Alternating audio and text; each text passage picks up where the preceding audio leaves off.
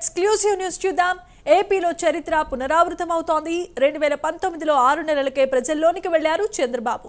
వ్యూహం బెడిసికొట్టి వెనక్కి తగ్గారు. తాజాగా కూటమి ప్రభుత్వానికి 6 నెలల పాలన పూర్తయింది. దీంతో పోరుబాటకు పిలుపునిచ్చారు జగన్. వైసీపీ నేతలు, కార్యకర్తలు ప్రజల్లోనికి వెళ్తున్నారు. రైతు సమస్యల పేరిట ధర్నాలు, ఆందోళన చేస్తున్నారు. ప్రజల భాగస్వామ్యం తగ్గిందన్న ప్రచారము జోరుగా జరుగుతోంది. నీటి సంఘం ఎన్నికల్లో సేమ్ సీన్ రిపీట్ అవుతోంది.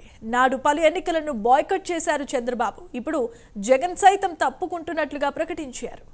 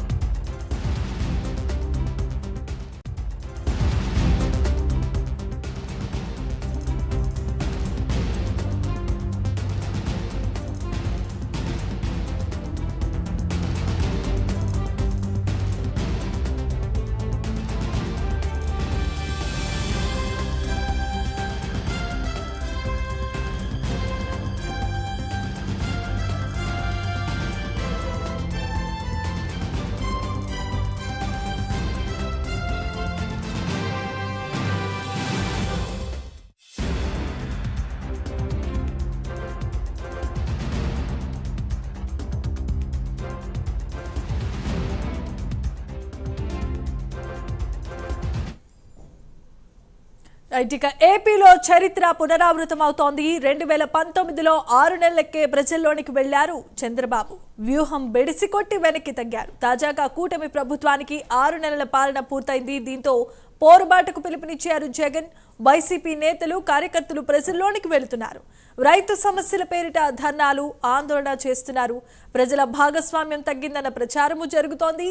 నీటి సంఘ ఎన్నికల్లో సేమ్ సీన్ రిపీట్ అవుతున్నట్లుగా తెలుస్తోంది. నాడు పలు ఎన్నికలను బాయ్కట్ చేశారు చంద్రబాబు. ఇప్పుడు జగన్ సైతం తప్పుకుంటున్నట్లుగా ప్రకటించారు. రైట్గా ఏపీలో చరిత్ర పునరావృతానికి సంబంధించిన మరిన్ని అప్డేట్స్ ను మా కరెస్పాండెంట్ శ్రీరామ్మూర్తి రాజమండ్రి నుండి లైవ్ ద్వారా అందిస్తారు. శ్రీరామ్మూర్తి. జమీమా, ఏదైతే ప్రతిపక్షలో ఉందో వైసీపీ ప్రభుత్వం, అంటే కూటమి ప్రభుత్వం అధికారంలోకి వచ్చాక 6 నెలలు గడిచింది ఇప్పటికి. అయితే ఈ 6 నెలల్లోనే గత నెల రోజులుగా చూసినట్లయితే గత పరిపాలన చేసిన వైసీపీ ప్రభుత్వం ప్రతిపక్ష పాత్రలో ఇప్పుడు కూటమి ప్రభుత్వం మీద దండెత్తే ప్రయత్నాలు మొదలుపెట్టింది. నిన్న నుంచి కూడా రోడ్డెక్కి అనేక ధర్నాలుకి పిలుపునిచ్చిన పరిస్థితి ఉంది. అంటే నిన్న రైతుల సమస్యల మీద వైసీపీ రోడ్డెక్కి కలెక్టరేట్లను ముట్టడించింది. అయితే రాబోయే ఈ నెలాఖరు వరకు కూడా 3-4 కార్యక్రమాలకి వైసీపీ పిలుపునిచ్చిన పరిస్థితి. ఇది చూసినట్లయితే గతంలో వైసీపీ ప్రభుత్వం అధికారంలోకి వచ్చాక చంద్రబాబు నాయుడు 23 సీట్లకు పరిమితమయ్యాక అప్పట్లో కూడా చంద్రబాబు నాయుడు 6 నెలల్లోనే వైసీపీ ప్రభుత్వం మీద దండెత్తే కార్యక్రమాలు చేశారు. అయితే అప్పట్లో పెద్దగా రెస్పాన్స్ రాకపోవడంతో అలాగే కొన్ని కార్యక్రమాల నిర్వహణలో కొన్ని ఇబ్బందులు తలెత్తడంతో చంద్రబాబు నాయుడు అప్పట్లో ఒక వెనకడుగేసిన పరిస్థితి కూడా ఉంది. అయితే ఇప్పుడు సేమ్ అదే సీన్ రిపీట్ అవుతుంది రాష్ట్రంలో అని కనిపిస్తుంది. సేమ్ కొన్ని గత ప్రభుత్వం టీడీపీ ఎలాగైతే వ్యవహరించిందో ఇప్పుడు వైసీపీ కూడా ప్రతిపక్షంలో ఉండి 11 సీట్ల నుండి అదే పద్ధతి అవలంబిస్తున్న పరిస్థితి కనిపిస్తుంది. ఇప్పుడైతే 6 నెలలు కూటమి ప్రభుత్వం అధికారంలోకి వచ్చి 6 నెలలు అవుతుంది. అయితే గత 2 నెలలుగా చూసినట్లయితే కూటమి ప్రభుత్వం మీద వైసీపీ అనేక వైఫల్యాలు చెందుతున్నట్టు, సూపర్ 6 అమలు చేయటం లేదంటూ కూడా ఆందోళన మొదలుపెట్టింది. అలాగే మీడియా సమావేశాల్లో కూడా చాలా ఓరెత్తున్న పరిస్థితి ఉంది. ఈ నేపథ్యంలో చూసినట్లయితే జనవరి నుంచి జనంలోకి రావడానికి వస్తున్నట్టుగా జగన్ ప్రకటించారు. అలాగే ఈ నెలలో చూసినట్లయితే 3-4 ఆందోళనకి పిలుపునిచ్చారు. ప్రజా సమస్యలు పరిష్కరించడంలో కూటమి ప్రభుత్వం వైఫల్యం చెందిందని చెప్పి ఆయన కొన్ని కార్యక్రమాలు మొదలుపెట్టడానికి ప్రయత్నం చేశారు. అయితే నిన్న తలపెట్టిన కార్యక్రమానికి చాలా చోట్ల గత వ్యతిరేకత కూడా కనబడింది. రైతు సమస్యల మీద ఏదైతే కలెక్టరేట్లు ధర్నా, రోడ్డెక్కి నిరసన ప్రదర్శనలు కొనసాగించిన వైసీపీకి కొన్ని చోట్ల వ్యతిరేకత కూడా ఎదురైన పరిస్థితి ఉంది. అంటే అనుకున్నంత స్థాయిలో రెస్పాన్స్ స్పందన రాలేదని చెప్పేసి కూడా మనకు తెలుస్తుంది. ఒకవైపు చూసినట్లయితే నేను సాగునీటి సంఘాల ఎన్నికల్లో కూడా బాహాబాయికి దిగిన పరిస్థితి కొన్ని చోట్ల కడప జిల్లా లాంటి చోట్ల చోటు చేసుకుంది. అయితే చివరికి ఎన్నికల్ని బహిష్కరిస్తున్నట్టుగా వైసీపీ అధినేత జగన్ ప్రకటించిన పరిస్థితి. గతంలో కూడా చూసినట్లయితే వైసీపీ అధికారంలో ఉన్న 2019 తర్వాత కొన్ని ఎన్నికలు నిర్వహించినప్పుడు సాగునీటి సంఘాల ఎన్నికలు కావచ్చు, పంచాయతీ ఎన్నికలు కావచ్చు, అలాగే స్థానిక సంస్థల ఎన్నికల్లో కూడా వైసీపీ తీరుకి నిరసనగా అప్పట్లో టీడీపీ కూడా ఎన్నికలని బహిష్కరించిన పరిస్థితి ఉంది.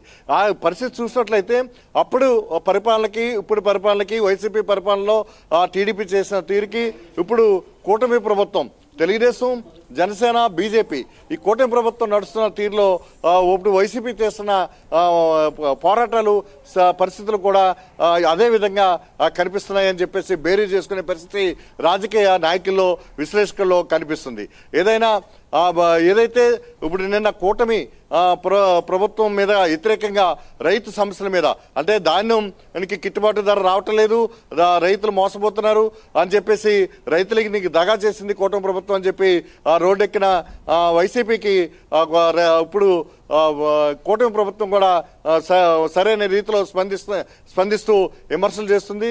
ఏదైతే రైతులకి ధాన్యం అమ్మిన 24 గంటల్లో మేము సొమ్ము చెల్లిస్తున్నాం, ఎక్కడైనా సొమ్ము చెల్లించట్లేదేమో చూపించండి అంటూ కూడా ఇటు కూటమి ప్రభుత్వం నేతలు ప్రశ్నిస్తున్న పరిస్థితి ఉంది. అయితే గతంలో రైతు భరోసా కేంద్రాల ద్వారా ధాన్యం కొనుగోలు చేసి 6 నెలలకో సంవత్సరానికో కూడా నిధులు చెల్లించలేని పరిస్థితి వైసీపీ ప్రభుత్వంలో ఉండేది. అప్పట్లో 1600 కోట్ల రూపాయలు వైసీపీ ప్రభుత్వం రైతులకి ధాన్యం బకాయిలు పెట్టి వెళ్ళిపోతే మేము కూటమి ప్రభుత్వం వచ్చి తీర్చి ఇప్పుడు రైతుల సమస్యలన్నీ కూడా ఒక్కొక్కటిగా పరిష్కారం చేస్తున్నాం. ఇప్పుడు రైతు బాంధవుడుగా కూటమి ప్రభుత్వం ఉందని చెప్పి ఒకవైపు అధికార కూటమి ప్రభుత్వం చెప్తున్న పరిస్థితి. అయితే వైసీపీ అయితే రైతుల సమస్యలు పరిష్కరించడంలో కూటమి ప్రభుత్వం విఫలమైందని చెప్పేసి ధర్నాలు మొదలుపెట్టింది. ఇదే విధంగా ఈ నెలలో మరో 2 కార్యక్రమాలకు కూడా జగన్ ప్రజా వ్యతిరేక కార్యక్రమాలంటూ కూడా కొన్ని పిలుపునిచ్చారు. అలాగే జనవరి నుంచి కూడా జనంలోకి వస్తున్నట్టుగా జనవరి 3వ వారం తర్వాత వస్తామని చెప్పి కూడా ప్రకటించిన పరిస్థితి ఉంది.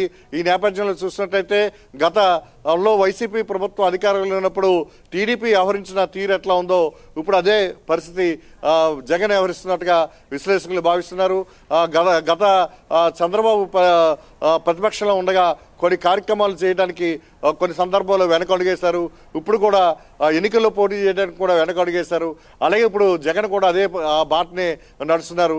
ఇదంతా కూడా రాజకీయ విశ్లేషకులు విశ్లేషిస్తున్న తీరు చూస్తుంటే రెండు కూడా అంటే సేమ్ టు సేమ్ అన్నట్టుగా నడుస్తుందని చెప్పేసి కూడా భావిస్తున్న పరిస్థితి కనిపిస్తుంది. Jemimah. Right, thanks for the updates and details Sriramurthy.